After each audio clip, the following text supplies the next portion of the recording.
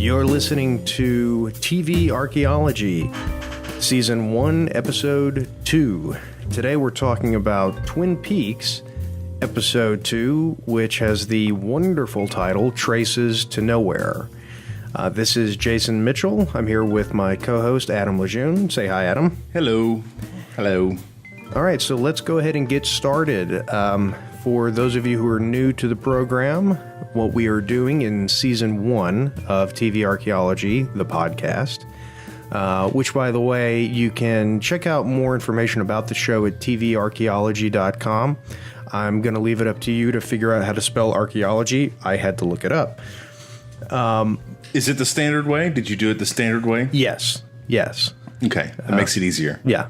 I did see there was someone with a site called Video Archaeology that if you search TV Archaeology, it defaulted like in a Did You Mean style to TV Archaeology or to Video Archaeology. Well, it does for now, but I know how to use Google Search Console. Oh, no. Oh, yeah.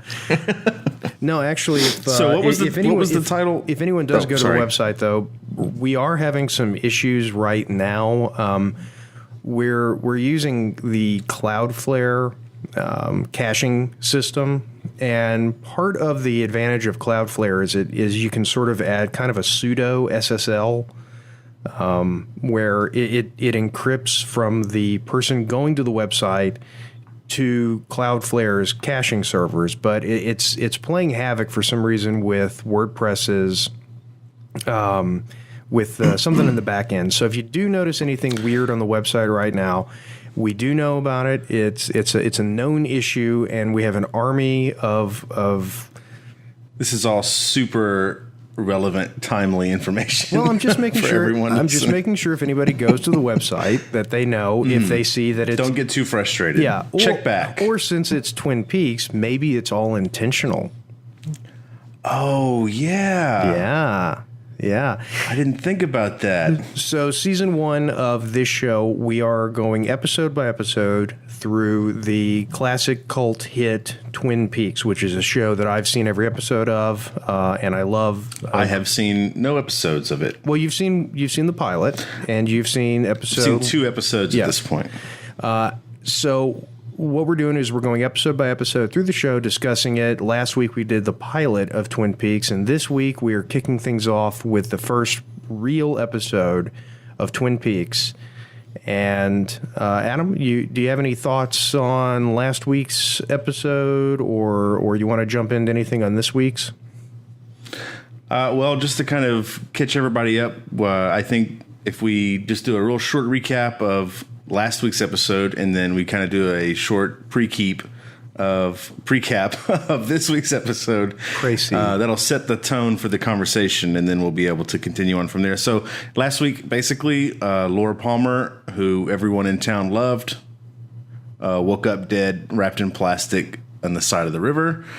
And an FBI agent comes from outside the town of Twin Peaks to begin to investigate. And we meet all the cast of characters. This week, some things that I have down here, which I believe are the primary plot points. I'll go through them very briefly. Audrey wants to get all up on that Cooper business is one thing that happened.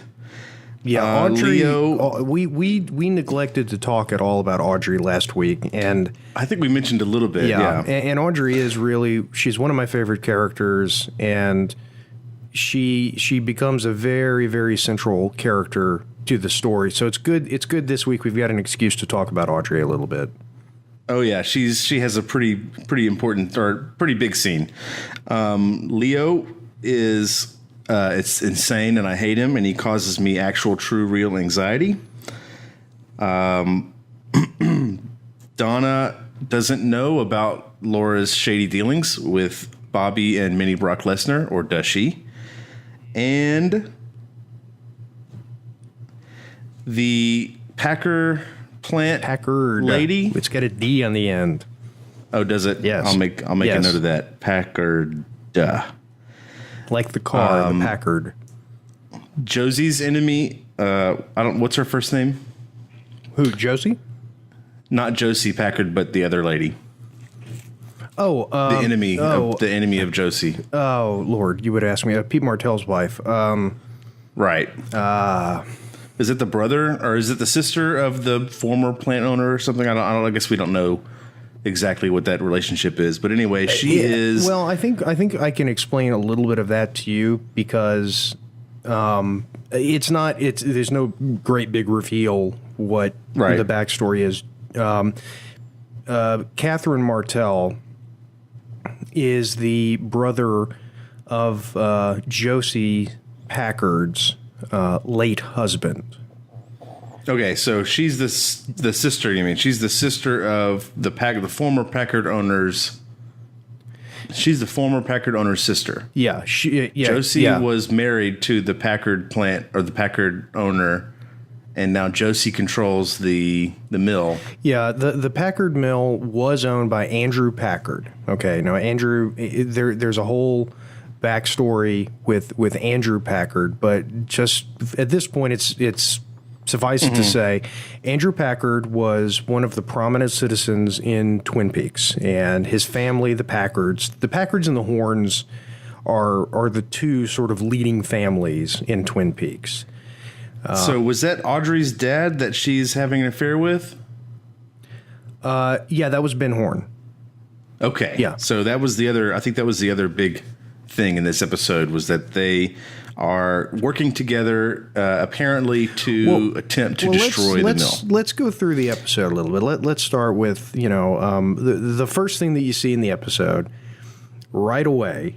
You get to see something that sets the mood for the whole episode, which is Agent Cooper hanging upside down in his hotel room. And I think you had something, you had made an observation about this scene, something about the colors. Yeah. Continuing on from the first episode, I just really I'm noticing the color red. And that could be partially because of the social sort of image that people have that grew up around in the 90s have of Twin Peaks just from osmotic processes or whatever. Osmotic? Anyway. That I have a feeling like after seeing the color red so many times, the color red is significant. So I did notice that Cooper's boxer shorts are very red. Yeah. I think they're red plaid, but they're the same base red color as all the other red stuff that we see and saw in the first episode. There's definitely a color palette to the show. Yeah, I was noticing most things are either black, white, or red. Red seems to be one of the only dominant colors, and the only real exception that I saw in this episode was the waitresses at the cafe's uniform. It's like your classic, flow and diner sort of uniform, and then also weird ass creep Dr. Jacoby is very colorful. Yeah, I mean, like I said, there's a palette to the show. What's important or what's interesting to me in the first scene is you get two things about Agent Cooper that are consistently part of Cooper throughout the entire show. One is Diane. Is one of them his rockin' bod? Yeah, his stunning physique. Hey, that was a great thing about the 90s is that's what it took to be hot back then. Thin and relatively toned. Yeah, just not fat, and he had a full head of hair. No, in the first scene we get a little taste of Agent Cooper talking to Diane. And I think that is... We didn't mention Diane in the last episode. No, we didn't mention Diane. And Diane is, even though she's, and I'll go ahead and say it, you don't ever see Diane in the series. I'll spoil that for you. But even though you never see Diane in the series, she's absolutely one of the most essential characters because she just offers Coop the chance to shift back and forth between a total stream of consciousness narrative and an actual narrative, actually, talking about what's going on in the case and around him. And it adds such a great level of inner voice to Cooper in a way that isn't cheesy. It's not, it fits into the weirdness without being just, Agent Cooper's voice being heard as we see him driving around in a car, It's a similar phenomenon to like whenever Zach from Saved by the Bell would look at the camera and start talking, except it's not an insane thing to do around other people. Yeah. Well, it's not. It's something that within the framework of who he is and who the show is, it's realistic. Yeah, he's just documenting it, and he's submitting his idea, or I guess he's mailing the tapes off or something like that. Have you watched any of the latest season of Archer? By the way, another one of my favorite shows. I have not yet. No, not yet. Do you know the premise, real quick? Because there is actually something similar. No, I don't. The last 2 seasons of Archer, I completely missed. Okay, all right. Well, Archer is in a coma, and this entire season takes place in the 40s, and it's all in his head. And it's or is it? No, it is. And one of the things that I love about it is that since it's sort of a 40s noir detective thing, he has to have an excuse to talk and just say things while he's driving. Mm-hmm. So they keep coming up with excuses to have total strangers in his car. So he can say things and then just say, I don't know why I'm telling you all this. And do they do the whole, oh, yeah, and does the people he's talking to, do they say, like, I don't know why you're telling me all this, I'm just whatever? Yeah, I mean, that's the whole point. It's like a hitchhiker. That reminds me a lot of the Frisky Dingo, that kind of tone. That's interesting. Well, did you ever watch Frisky Dingo? It was before the same group, right? I vaguely remember it. It was after C-Lab 2020. Oh, I love that show. They did Frisky Dingo, which is it's a structured 2-season narrative story, not like C-Lab 2020 or 2021 or whatever it is. No, Frisky Dingo is great. It's got Archer in it, basically, before he was Archer. Well, anything with John Benjamin in it, the new. It wasn't John Benjamin. But it was essentially the same character. Oh, I gotcha. Yeah. Anyway, getting back to Diane. The thing, yeah.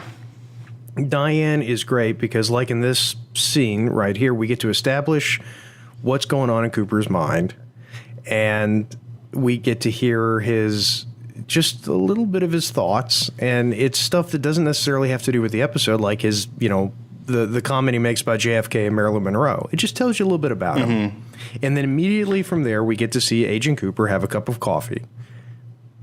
And that was a good cup of coffee. Does he comment No, don't answer that. I want to be surprised. Yes, that was his first cup of coffee in the episode. It was a damn fine cup of coffee. The second cup of coffee had a dead fish in it and was not as good, and he still tasted it all day. Yeah. So I like that there Cooper was a fish in the percolator. Everyone's got an uncle like him. Yeah. Cooper seems fixated on his senses. Yeah, he may have synesthesia. I think Cooper might hear colors and taste sounds and things like that. Yeah, because it was all very important to him. What's that scent? What do you call those that we're seeing? Yeah. Damn fine coffee. His bribe to get his buddy to come and do a independent autopsy is to bring him to the restaurant that's so good. Yeah. He picked up on the fact that Harry Truman and Josie Packard are in a relationship just by body language. When watching the episode, that they're in a relationship because you saw them in the previous episode, and I was like, oh well, they're not. He's not acting like they're in a relationship in front of Cooper. Yeah, but then he picked it up. So yeah, and I think that was whenever Harry S. Truman mentioned that he felt like Watson. No, he said that when I think that was whenever he let Bobby and Mike go. Ah, you're right. Yeah. You're right. Yeah, you're that was when he said, pray for the health of James Hurley. Yes, because if anything happens to him, we're looking for you. Yeah. Yeah. So we move on to the first encounter between Coop and. Oh, hang on! Before we do that, I just wanted to mention really quick the deer arms holding the gun in Cooper's bedroom. Yeah. Are hilarious, and I think something that other shows, when homaging Twin Peaks, make sure to include. I've definitely seen that reference in other places and didn't know where it was from, but now I do. Yeah, and I think that's a good example of how the show puts little details in that, and I don't know if it's for this expressed purpose, but it's unsettling. It's little tiny things that just constantly remind you that you're not in. It looks just like the world that you and I live in, but it's not. And it's a place where the rules are different. It's odd. Everything about the town is a little bit out of phase with what we know as reality. Things like that just they have an ephemeral way of just reminding you, oh yeah, this is a weird place. Someone put that up there and thought, that looks good. I imagine that every room has a set of that in there, and that some local taxidermist was like, hey, I make these little gun racks. Let's get one for the rooms and actually put a gun in your guest rooms, just for decoration. Yeah, it's interesting. I like it. So the first real thing that happens after that is that Cooper meets Audrey for the first time. Yes. Audrey Horne makes her introduction to Agent Cooper. It's not the first time we've seen Audrey, but in a very real sense, it's really sort of Audrey's premiere, because she does not exist as a character until Agent Cooper is a part of her life. Now, I'm not saying that like in a romantic way or something like that, but she's sort of irrelevant until Agent Cooper's there, and then the whole meaning of her life begins as soon as Agent Cooper comes to Twin Peaks. And so he's like kind of her window outside. Seems like everything that she's done so far in terms of disruption was for attention. It is, and there are very, very good reasons why Audrey behaves the way that she does. Audrey, in a very real sense, is really the most sane and normal person in the entire town. And it doesn't come across like that because she has this air of constantly rebelling. And you think, well, she's meeting Agent Cooper and she sees a cute guy and she's going to try to get with him. And it's really more, Audrey is trying to find her place, and she's trying to find meaning. And as the series goes on, and as the stories and the characters develop, you're going to understand why she feels that way. And she has a very, very good reason for feeling that way. Well, in this episode, whenever Cooper walks in, he at first seems like he is sort of pouring some charm on a little bit. He's acting like a little bit thirsty. And then whenever Audrey comes back with the same and then some, Cooper kind of backs off a little bit. Like almost he realizes, maybe this is not someone who I should be flirting with. And he really does pull back, with his intensity. But she kind of doubles down. I was really... I guess I expected it from the Audrey character as you see her at first. She's kind of presented as like, this little sex pot. She's putting on red high heels to walk around school in. Yeah. She has. I didn't write it down, but she has a red dress at some point. Well, and that brings up a good point. Okay, and that's an interesting observation that you said. So she puts the heels on, and as you said it, she's trying to walk around school like a sex pot. What do you know about Laura Palmer?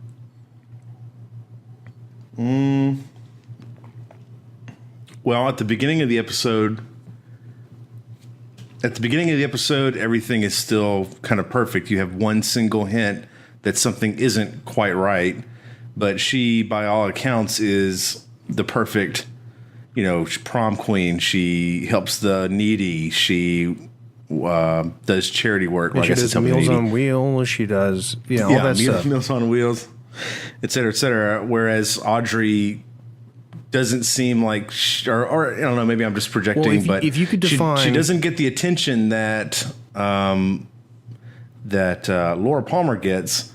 So she doesn't get the attention for doing the good things like Laura Palmer. So she wants some attention for doing the other things. Yeah. That's what it seems like. Well, I think Laura Palmer, if you were to describe Laura Palmer in one word, you could pick a bunch of different words, but one that would definitely be appropriate is popular.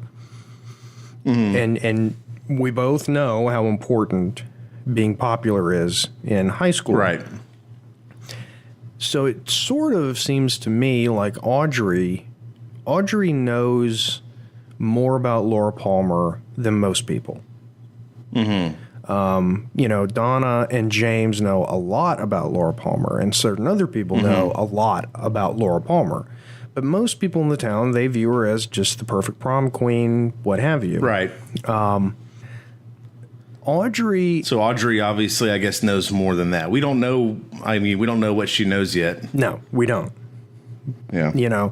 But there is an impression, and it's pretty clearly laid out in the end of the first of the pilot episode. James tells Donna very clearly, Laura had a dark side. Laura wasn't the good, perfect girl that everybody thought she was. And I think that Audrey, in a certain sort of way, was trying to emulate Laura. And I think it's very interesting, especially when you do sort of when the story develops and you figure out what's going on. It's interesting to wonder, could Audrey Horne have been Laura Palmer? And why wasn't she? Why was Laura Palmer Laura Palmer? Well, Laura Palmer doesn't have the Horns, as her parents. I think that's probably a big part of it. Yeah, that is true. That's very true. The family dynamic. I mean, the Palmers don't seem like they're struggling or anything, but obviously Audrey has a private driver that brings her to school. They're not hurting financially, and if you say that, like, I guess they may own the hotel. The Horns own the hotel. Yeah. And the Packards own the inn or the mill. The mill. Yeah. So I mean, obviously that's going to put a barrier between you and possible friends who may not see you as a peer, but as something different, something of the other. Well, whereas Donna and even James, even though James is apparently his family is not a great family situation, but Donna and Laura are very, very similar in terms of their background. Yeah, did you notice that, by the way?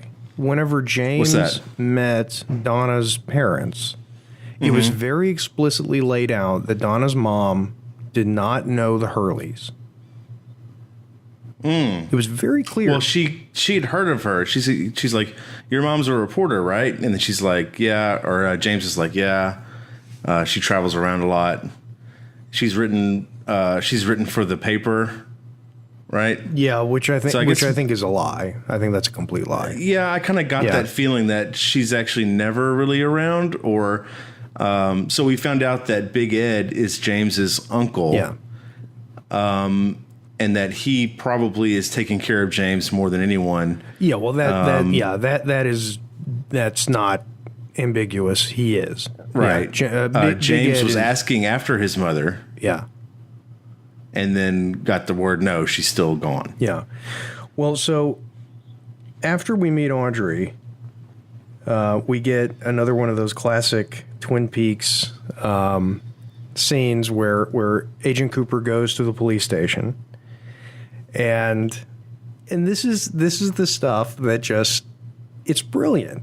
I think it's genuine. Talking about the donuts? The donuts. It's brilliant. Yeah. Because people watching it, I mean, I'm not kidding you whenever I say that I have seen people start to go bonkers, literally wondering, what is the deal with the donuts? And there's nothing. They just got a lot of donuts. Every day, there's a lot of donuts, and everyone in that town, by God, they like their donuts. I mean, even from the first episode, he walks in and they're all pristinely laid out in this grid. And then Harry Truman's like, oh yeah, she does this for us every night. And then I think I made a comment on the last episode, like, holy crap, she does it every night. You know, they're there from whatever in the morning to whatever at night. And then they walk in this time. Not only are there a lot of donuts, but they're literally stacked up to the ceiling. And then Harry Truman is shoving was that a whole cake donut that he's cramming into his mouth whenever Cooper walks in? Yeah, it could have been a bear claw. Yeah, bear claw. Yeah, some kind of cakey on the cakey side. Yeah, and then of course the donut spectrum. Cooper, has to report. He has this sort of autistic charm to him. He has to tell him the fact that the rooms at the Great Northern are great. He's got to tell that to Harry. It's important that he tells that to Harry, and then he wants it on the record. Yeah, then it's important that he tells Harry that he really has to urinate. Right. Well, don't we all? I mean, you could just say, oh, excuse me. But sometimes you say, oh, excuse me, I have to use the restroom. And then if you're friends, you say, I got to take a leak or whatever. Well, see, I think that it's an example of how if we all lived our life like Agent Cooper, we'd all be happier. Because he just says it. He doesn't there's no, I have to urinate. He hasn't, that's a good point about Cooper. He hasn't hid anything from anybody yet, as far as I can tell. No, he's been asked questions and he's answered them to the best of his knowledge, and he's exposed other people who were trying to hide things. Yeah. Which actually brings me to, there's a little bit. He asked after Paulette during that conversation, the other girl. Well, you're talking about in the very next scene, Dr. Hayward, who is Donna's dad. He sits down with Harry and with Cooper and talks about the autopsy. And this is one of the first scenes where, and I remember whenever I was watching it with my wife, I said, anytime you hear the piano, just know that people are about to start crying their eyes out. Right. The sad piano. Yeah. So I kind of feel like Paulette maybe is a MacGuffin of this stage of the what's that? Ronette Pulaski. Ronette. I guess got it confused. Yeah. I feel like she's kind of a MacGuffin of this stage of the series. Maybe. The question right now is, as soon as she wakes up, she's going to tell everybody exactly what happened. But that probably won't happen. I'm guessing. That's my. Well, I think the prediction. The important thing about the whole, Laura's autopsy. The conversation they have there, I think what's important is the whole episode, we've been in this sort of weird, quirky, and we're only like 8-9 minutes in the episode. But it's Cooper's hanging upside down. He has his cup of coffee, the donuts. And then immediately after that, we're hearing Dr. Hayward saying Laura Palmer died from a loss of blood. She had bite marks and lesions, and that she had had sex with 3 men. On the day she died. And that Ronette probably is in a coma because she saw what happened to Laura, and it was that horrible. So right away, it's that, and it blends seamlessly. Like your head doesn't spin whenever it does it, but it's like, oh, okay, we're back to reality. Right. And then right from there, we go and we see our first really, I really hate Leo moment. Yeah. Oh man, they just pulled out all the stops on making this guy a huge piece of shit. Well, they do, because first of all, they make Shelley as just cute and wonderful, and and we talked about it last episode. Bobby actually seems like a decent guy whenever he's with Shelley. Yes. Yeah. And Shelley seems sweet. She seems afraid, like a trapped in this relationship, Yeah. You feel like if she says anything or does anything that's going to get her out of it, and up to and including leaving town, Leo's going to come and find her and then just beat the crap out of her. Which he does later. Yeah. I mean, this episode establishes that Leo isn't just a jerk. He's not just mean. He is a violent person. And it's interesting because, at the end of the episode, when we see Leo beating Shelley, Well, we don't see it, but he puts a piece of soap in a sock. Yeah, and it's pretty clear. Yeah. Yeah. Yeah. What's important about that, I think, is that I'm glad they didn't show it. That would have been off tone. well, it's like John Cleese said. You know, you ever heard what he said about hitting a dog? No, re-educate me. I'm paraphrasing it, but basically he said if you have a part in a story where a dog gets hit by a car, if you see the dog getting hit by a car, it's horrible. It's absolutely horrible. If you don't see the dog getting hit by a car, but you just see people reacting to it, it's anything you want it to be. You can make it funny if you want to. You can make it sad, whatever. Maybe he gets away. Well, no. I mean, the whole point is no. Yeah, it's a dog being hit by a car. Wait, so you mean all those dogs that are sleeping on the side of the road, they're not sleeping? No, honey, they're not. I have a question. Maybe you can answer, maybe you can't. All right. Or maybe you don't want to. Why doesn't James just tell Cooper about his half of the heart? We see a little flashback of them snapping the heart. He said, Laura's diary says today's day number 1. And then James is like, of what? And then she goes, of the day that I know that you love me. She gives him the half of the heart. Cooper obviously understands that she gave it to Leo, but why is he afraid to tell him? Is it still because Donna said they think whoever has that heart is the killer? Gave what to Leo? The half of the heart. Not Leo, James. Sorry. Okay, yeah. Sorry. No, Laura gave James the half of the heart. Without getting too deep into, the story, one thing you're going to notice about James and about Donna, and actually about another character also, is they feel, look, they're kids, even though they all look like they're 35 years old. You have to remember that they're supposed to be playing, 17 and 18-year-olds. Teenagers, right. Even though... I especially have to remind myself that whenever Audrey is on screen. Yeah, because I think Audrey, she just turned 18, I think? Still not ideal. Yeah. Well, but what I'm saying is that you have to force yourself to remember that... These kids are kids, and they're operating with the mentality of kids, which is, if you think about it, a teenager... This is bad. Well, hide this. A teenager will be inclined to cover something up because they think that it's more important. Well, we can't let it out that Laura was doing drugs, or we can't let it out that this or that. You know, when the grown-ups would go, none of that matters. We're trying to figure out who killed her. Right. Yeah. And they're still kind of worried about protecting themselves in a situation where they are the ones that are in danger. Yeah. And, it's... They want to do this on their own, in a sense. And being teenagers, one of the things that teenagers rely on is all the teenagers getting together in a group and agreeing. And so, and there is another character that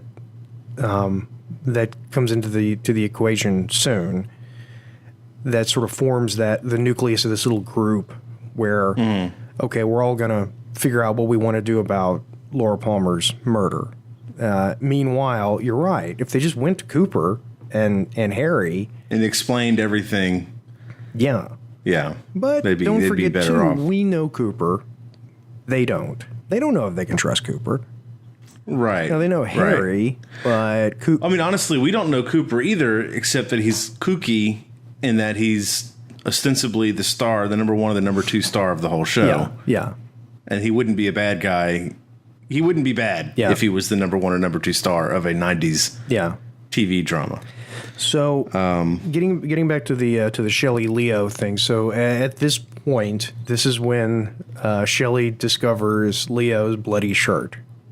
Yes, and it's like Leo just wakes up in the morning and just says, "How can I be an ass today?" Wash my shirt, Shelley. But where's my shirt, Shelley? I have to go to work and earn money to pay for stuff. No, you. Except that they like you do it better, Leo, than I do. She's like a Shelly. The entire inside of their house is like destroyed. It's the entire inside of their house is not yet finished being built. Right. And I love that. So was Leo building the house? I guess that maybe is the implication. Yeah, I think that's the implication. Is that it's, to me, it sort of represents that at a point in time these two got together and they started building a life together, and then at some point the whole building a life together thing just stopped. And yeah, either something got into Leo, or he got into something, or it's just it adds to the dysfunction. It adds to the obvious dysfunction of their relationship. Yeah. So I really hope that Leo gets what is coming to him fairly soon, because I'm not lying. I my palms started to sweat every time Leo was on screen. I hate the guy. It gives me real anxiety to see him act the way he acts. Because in a way, we've all met people like Leo. Sure, but not to that level. I mean, at least I haven't. I'm sure they're out there. Yeah. So, from the plot point with the bloody shirt, which we don't, not a lot is revealed about that. We move into James being questioned by Coop and by Harry. And that's when the hard thing happens, where they had that flashback. Yeah. I think this is not as major of a plot point. I think this scene, it was already clear from the previous episode that Cooper knew that James wasn't involved. I think the only thing we really see is how... Well, I don't even want to say that. I was going to say that we saw how he kind of was a little bit not as tore up about Laura as he should be if they were really that in love. But that's all been kind of talked about and explained before already. Yeah, and Donna does the same sort of thing. Why am I so happy if? Yeah, I mean, I'm sad, but which is, and look, even after watching all of these episodes and reading the books and everything else, you're still left with wondering about what was going on. What was it really like in their heads during all this time? I mean, was Donna sort of subconsciously always ready for Laura to meet a tragic end? That's a question that I wrote down, was how much did Donna know about all this crazy shit? Oh, we skipped over a little bit that's actually important, which is that Bobby and Minnie Brock Lesnar are talking about some job that Laura was a part of. Yeah. That she was supposed to deliver $10,000 to Bobby. Yeah. And then he was supposed to deliver it to somebody else. Leo, yeah. Yeah, so I guess, I'm sure we'll find out. Oh, it was Leo that they owed money to. Yeah, it was Leo they owed money to, which you see, okay. And so they're yeah, and that's what's great. So they're really pushing. Sorry, we're talking over each other. I'll stop. No, well, I was just going to say, that's part of the tying all these characters. Even in the first episode, all of a sudden, Bobby and Mike are tied to Laura. Laura's tied to James and Donna. Bobby and Mike and Laura are tied to Leo. Yeah. We know from what James said to Cooper and Truman, Laura was doing cocaine. Laura had a bad side. And particularly in the early 90s, you find out a teenager was doing cocaine, that's real serious. And it means that she had connections with bad people. It wasn't the 80s anymore. Yeah, it wasn't, the stockbroker. Laura Palmer wasn't a stockbroker, doing blow. Right. She wasn't a Hollywood actor. Yeah, between getting treated for his bonitis. Yeah. Yeah. So, go ahead. Yeah. I was going to say the Satanic Panic happened before this show. Wait, say again? The Satanic Panic, the thing with Al Gore's wife, where they were talking about all the different, Black Sabbath was devil worshippers and Metallica was devil worshippers and Slayer devil. Of course, they closer to that. They played it up a lot more, but that whole vibe of don't you want to know what your kids are into? Ask them about this. that was all before this show came out, and I wonder if that had some influence on that. Well, I think it was part of the psyche. The sort of, if you're making something that's scary, you make it about something that people are scared of, and I think a lot of people scary to adults. Yeah, like this perfect Laura was into all this crazy dark stuff. Yeah. And she, the whole town thought Laura was perfect, and it turns out, not only was she not, but you look at the negative effect that she's having on James and other people and Donna, and that's why I think it's kind of important when Donna wakes up and she says that, I don't think it's as much about the fact that she has these feelings for James. I think a big part of it is Laura's gone and Donna thinks, I want to stress that, she thinks that because Laura's dead, that sort of that part of her life with whatever negative stuff is going on with Laura, as much as she loved her, well, that's over with now, and she can sort of move on. She's got 2 seasons. I mean, Donna is really kind of presented. Right. Donna really is kind of presented as the true normal girl. Yeah. So far. Yeah. It makes... So what you're saying is that Donna didn't really know what was going on with Laura, but she had a sense that something was going on. Yeah, she knew a lot more than she lets on. Okay. Particularly, okay. I think that for James and for Laura, for Donna, it was very clear in the days leading up to Laura's death that there was a lot more going on. But James, we can leave it at that. But James gets let out because it's very clear James didn't kill her. So Cooper lets him go, and he lets Bobby and Mike go. I'm never going to remember Mike, by the way. I'm already bad with these names. It takes a while. I almost called him Chance earlier. Chance? I don't know. I don't know why. What, from Rio Bravo? I mean, I'm just going to have to call him Brock. With I'm John going to have Wayne to. as Mike. Bobby is such a bad actor. Oh, come on. That it wraps back around to being good. Well, okay. There's a thing called exquisite acting, and that's what Bobby has. It's exquisite. Oh man. At least Mike is naturalistic with his kind of generic jock-headed douchery. But Bobby is like, oh man. Well, I think I kind of love it. You know what I mean? Yeah, I think the interesting thing about Bobby is that Dana Ashbrook, the actor who plays Bobby, is so obviously such a nice guy.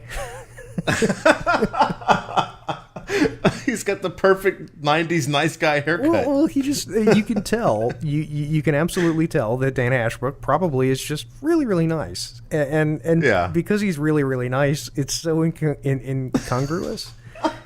He could never quite muster the Skeet Ulrich asshole look, so he didn't get those sweet Skeet Ulrich roles. I think if Dana Ashbrook played a character who stabbed you in the stomach with a knife, you would go, "Oh, come on, man! Why'd you do that? Yeah, that's not like you." He does have, it is a pretty punchable face as well. Not in the pathetic way, but in the Dana Ashbrook, by the way, he was one of the actors that played a prominent role in the Psych Twin Peaks episode, which when you get a little further along, that is so worth watching. That is the most beautiful tribute to a TV show. I don't watch Psych, but after I finish the season, I definitely want to go start looking at Twin Peaks adjacent, stuff. Yeah, you got to wait till David Lynch and Mark Frost really step on the gas, which they do. I mean, at a certain point, you can tell when the throttles get turned wide open, it goes full on Twin Peaks. Then watch it. Cooper and Big Ed, they finally get a chance to meet. Wow, I've got a lot more notes than I thought I did. We need to kind of speed this up, I think. Okay, well, we're making good time. Are we? Oh yeah. Big Ed and Cooper meet, and this part, it was funny because I think like 3 times I watched the episode before I finally understood. Okay, so Ed was drugged in the last episode, and he thinks that Jacques Renault did it. And the bartender at the Roadhouse. Yeah, the bartender at the Roadhouse. And Jacques Renault. I wrote down Ed was drugged with an exclamation point because I knew Ed wouldn't go down like no punk. No. Big Ed is not a punk. No. Something was wrong. Because he got laid out in one punch in the previous episode. Yeah, and that's why it's completely plausible. And again, that's pretty smart the way they did it, because whenever Big Ed tells you, I was on my feet and I felt like I was about to fall out. Well, okay, for you to feel like that, you had to have been drugged. And Jacques Renault, he's a known, usual suspect. Shady dude. Yeah. And this is also the first mention. I think it's in this scene, or it might be right after Nadine and Norma have their little tete-a-tete in the store when Norma's buying her cotton balls,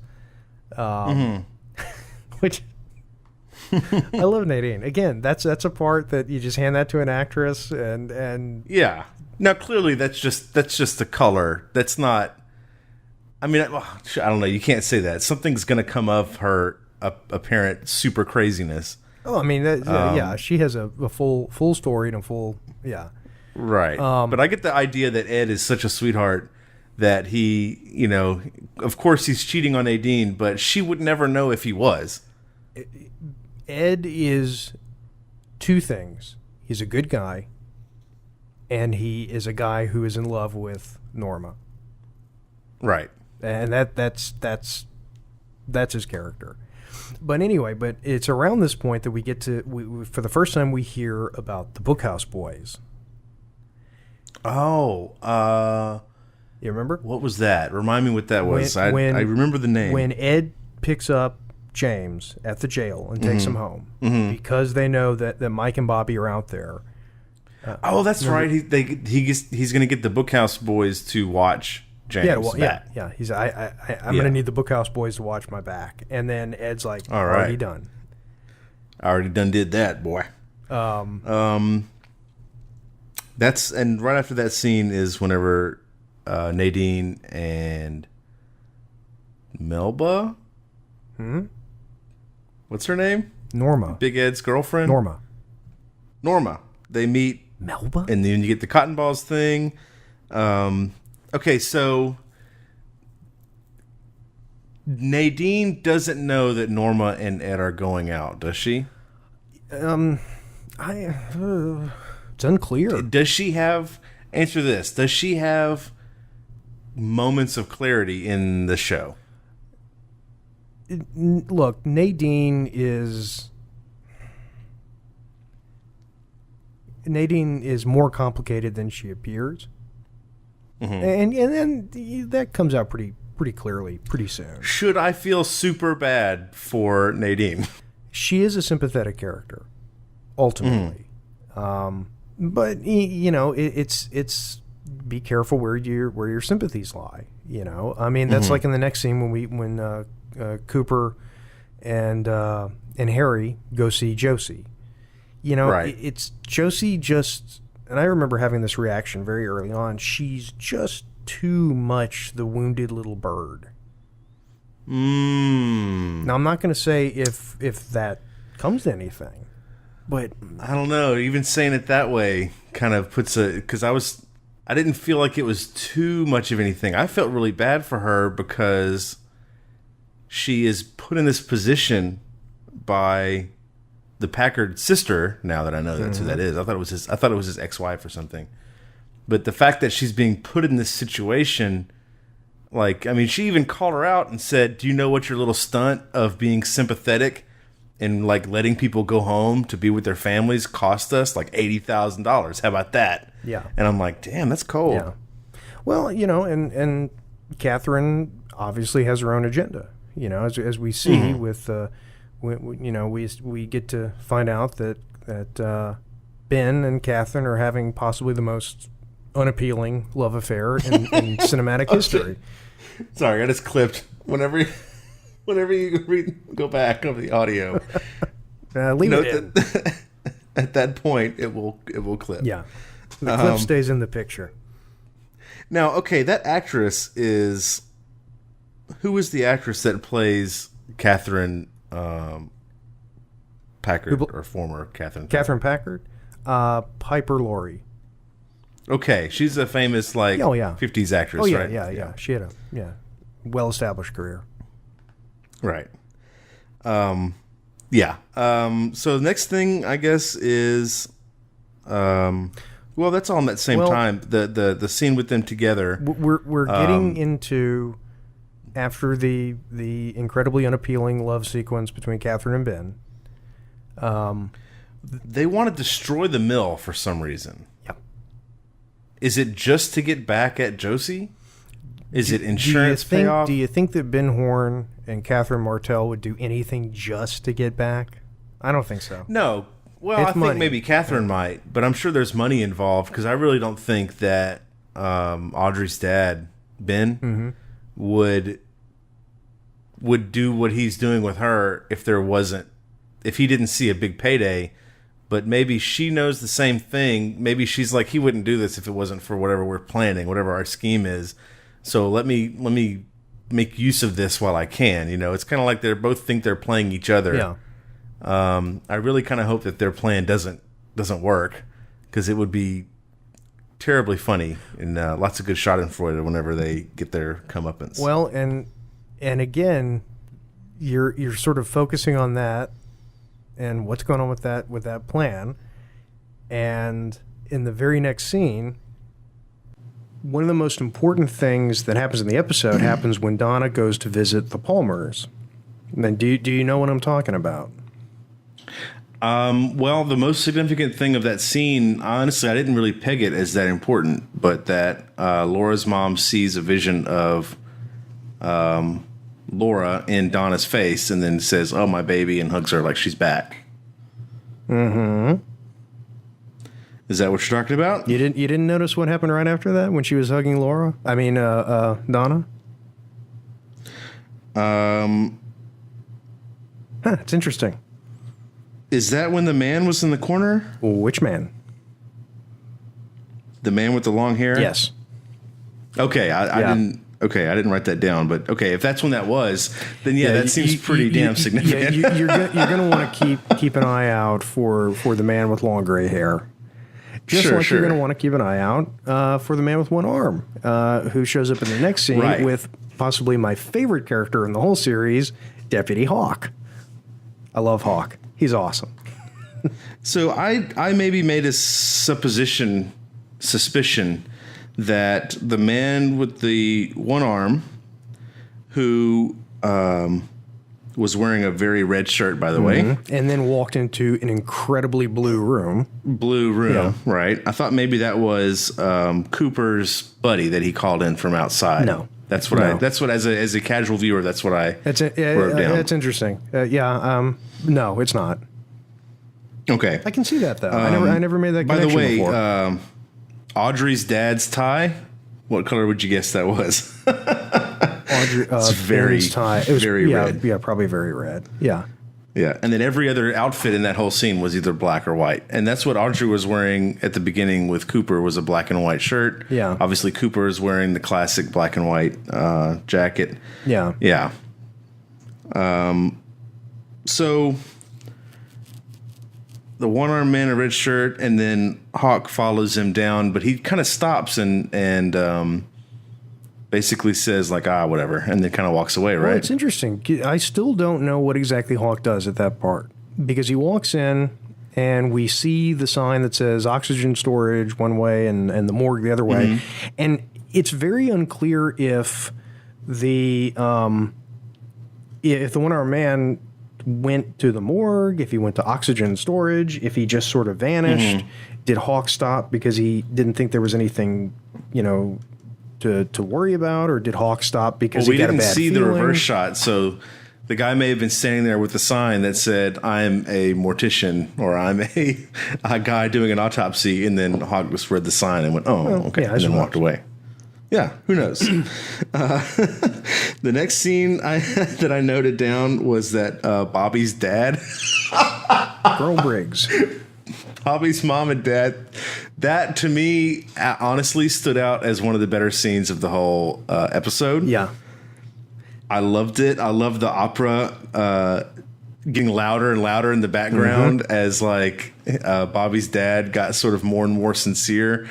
And then when Bobby pulls the cigarette out and Bobby's dad just pops him across the face, like I was like, yes. Yeah, I'm not going to say too much about Briggs, Garland Briggs. I'm curious to see your impressions of his character as the show goes on. Let's skip over that because I think there's going to be a lot more to say about him later. Sure. Oh, I just thought he was great. Yeah.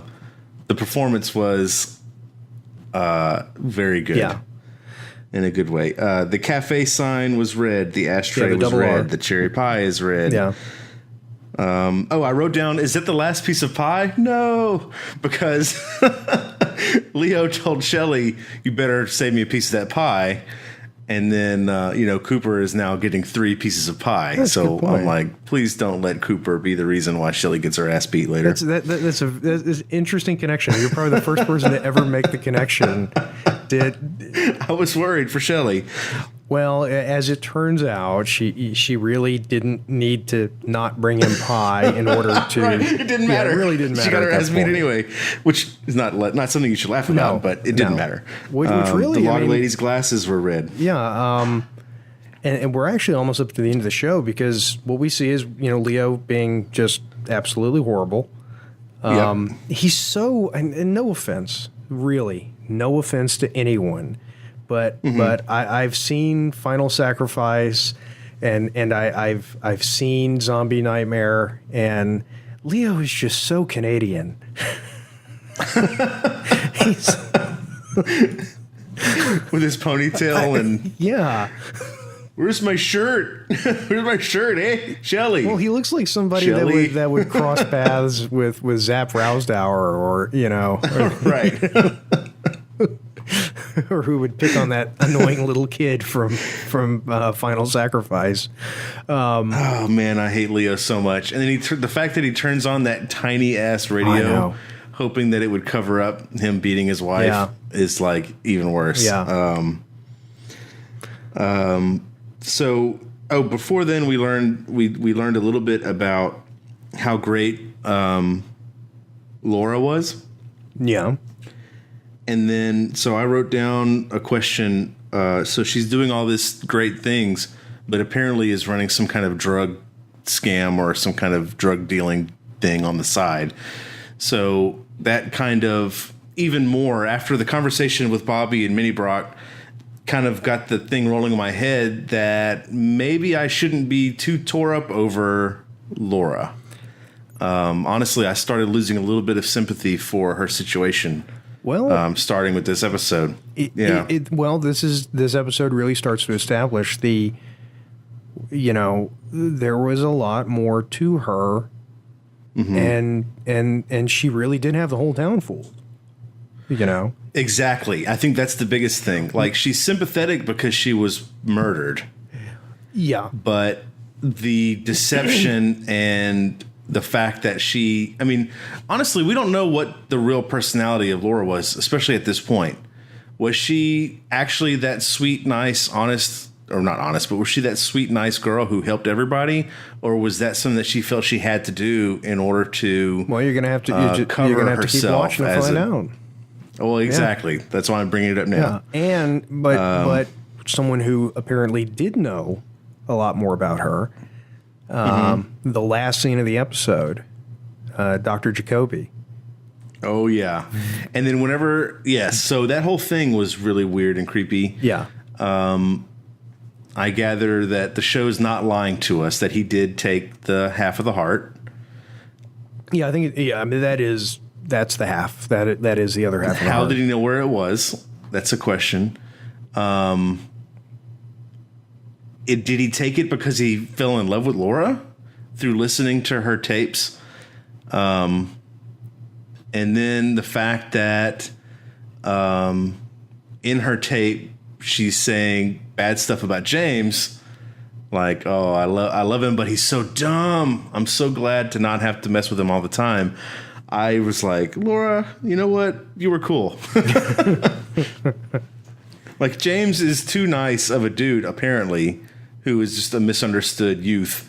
And Laura seems like a duplicitous now at this point. I'm not sure that I like Laura anymore. Well, it's a fair point. It really is a fair point. But it circles back around on itself, where if you meet somebody that you don't like, is it possible that if you really got to know them, you'd understand why they act like that? and then you'd feel sorry for them again? And then you'd go out of your way to be nice to them, and then they'd act that way to you again, and you would just decide that was it. Until eventually you murder them. They would be...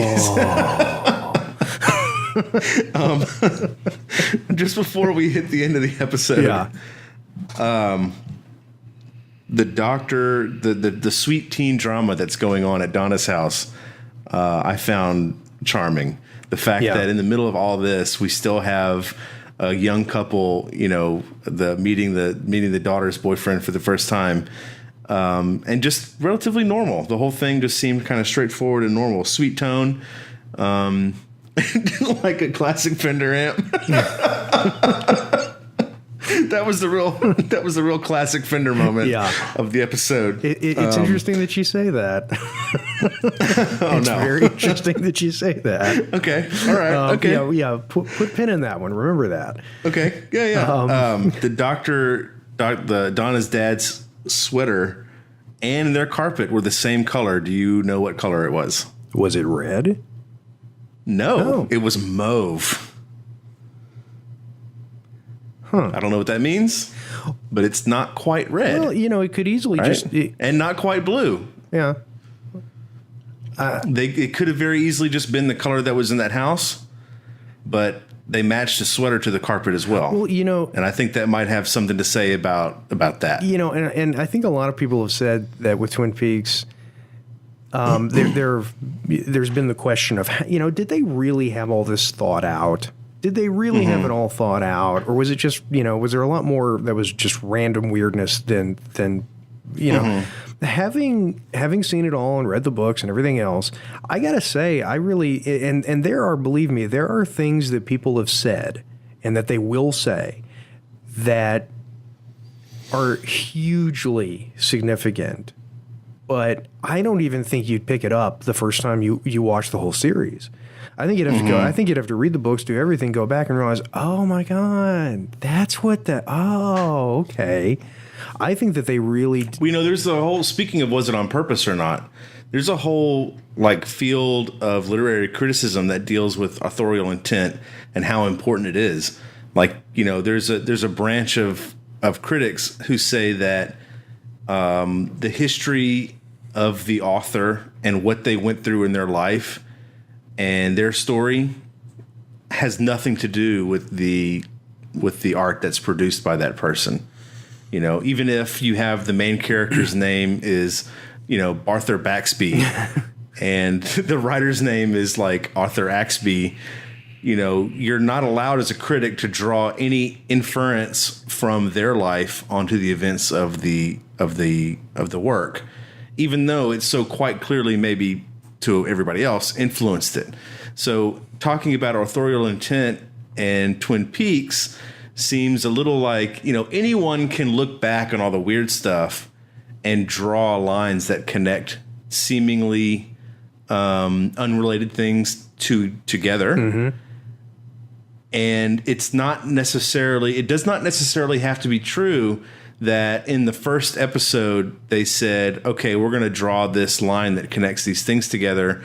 Really, really, really smart and detail-oriented people will find these things and put them together.